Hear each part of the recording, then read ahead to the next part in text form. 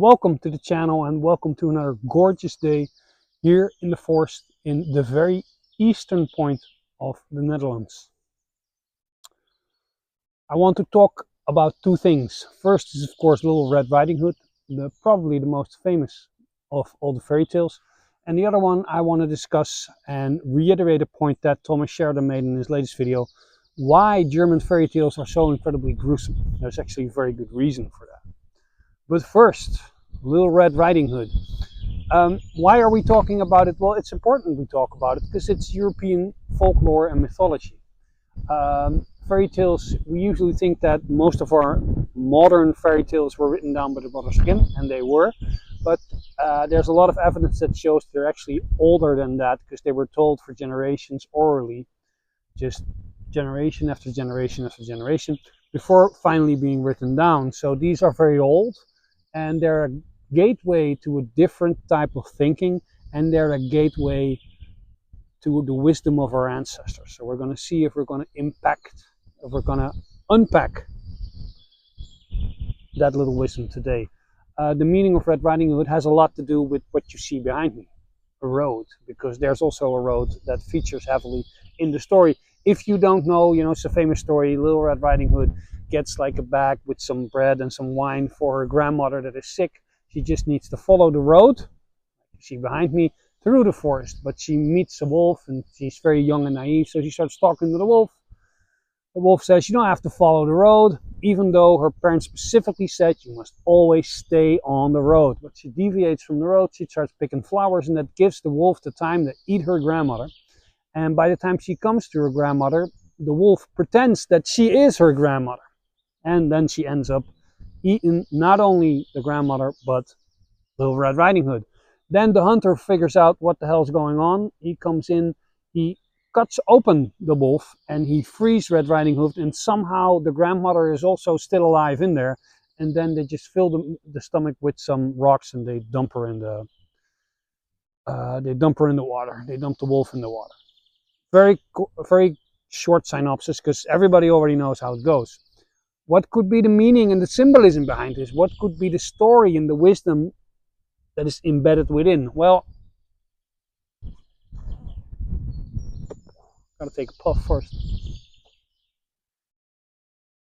Little Red Riding Hood lives on the edge of the forest, meaning there's a house there, and that house symbolizes civilization, but the forest around it represents chaos. The very cruel and unforgiving world of nature. Because nature will kill you and won't think twice about it. We forget that. Now we all live in comfortable cities, but that is a fact. And her parents tell her that you should always follow the road. You should always follow your path in life. But what happens to us, especially when we're young, is we get distracted. We get distracted a lot. We get distracted by deceptive figures. That's what the wolf represents in this story. And the wolf says you don't have to follow the path of your ancestors. You can just follow your own path. You can just pick flowers. Look at all the beauty and just enjoy yourself. It doesn't matter. You don't have to listen to your ancestors. Just have fun. And then, as young people, we start to deviate from the path.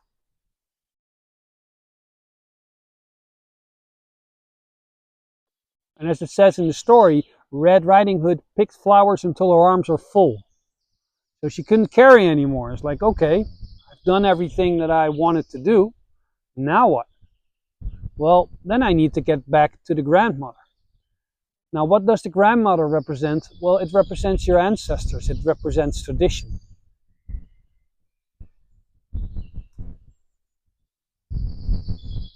We are all on our own little road to become a grandmother or a grandfather.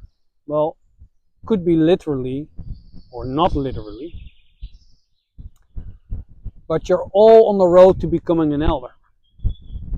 And time moves increasingly fast. So before you know it, you will be that old person that the young persons look to for guidance. So it's very important that you stay on the path in this story as well as in real life.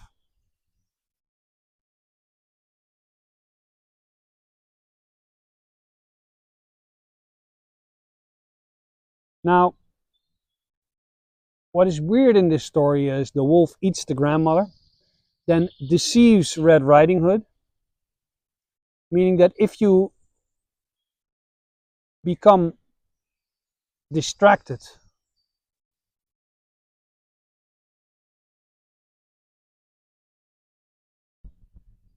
you will start looking after a while for wisdom, for ancestral wisdom, but you won't be able to recognize it properly because something devious will have happened to the wisdom of your ancestors. Now, what I always found weird is that when the hunter finally comes and he cuts the belly open, that the grandmother is still alive in the belly of the beast. But that's exactly what it is. You could see that as a metaphor. Because Christianity kind of swallowed the old beliefs. So the old beliefs are dead. Not really. When Christianity dies, in the belly is still the wisdom of our pagan ancestors. Because the path of paganism is still inside of us. You can't really kill what's inside of you. Believe me, I've tried. You can't.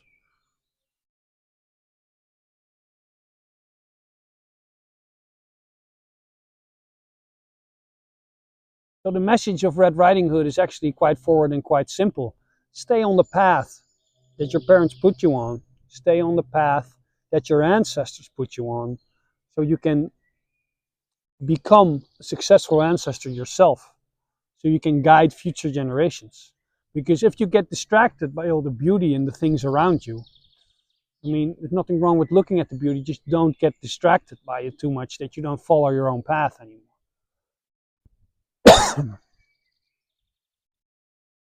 Do that, your religion will get eaten, and it will eat you too, and it will devour everything. Okay, so to reiterate Thomas Sheridan points, I'll see if I can link his YouTube channel in the description for those of you who don't follow him. Why are Germanic fairy tales always so gruesome? Why is there already somebody being shoved in an oven, eaten alive, or sometimes even raped? People don't realize that in the original German fairy tale Sleeping Beauty, the prince doesn't just kiss her awake, he actually has sex with her. So it's like, it could be rape, it could be necrophilia, I don't know. Could be both. But my point is, it's quite gruesome. Now, why would you tell your gorgeous little beautiful and loving children such a gruesome tale? Apologies for the audio, but there's just a car driving by here in the middle of the forest. And I say Holland, it's a small country. You've got 17 million people. It doesn't matter where you go, there's always some people around. But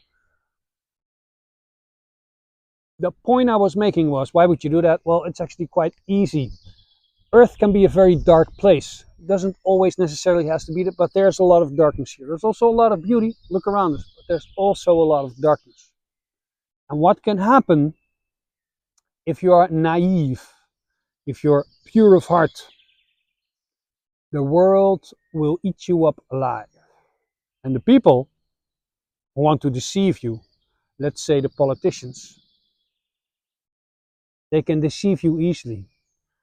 You can't really defend yourself against something that you can't imagine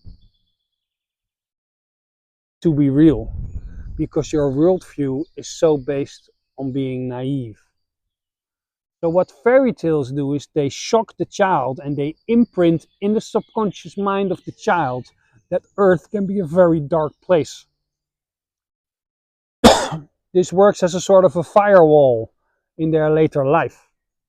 You see what Disney has done by cleaning up these fairy tales and just like, no, the prince didn't rape the princess, he just gave her a little kiss.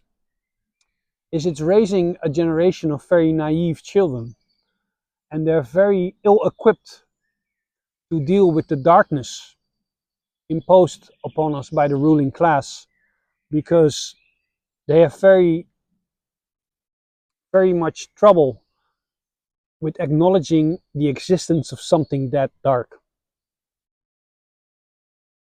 So if you're going to read to your children, read the good stuff and let them know there's darkness in there. Because that's something that they will need the rest of their lives. Okay, that's all I got for this week.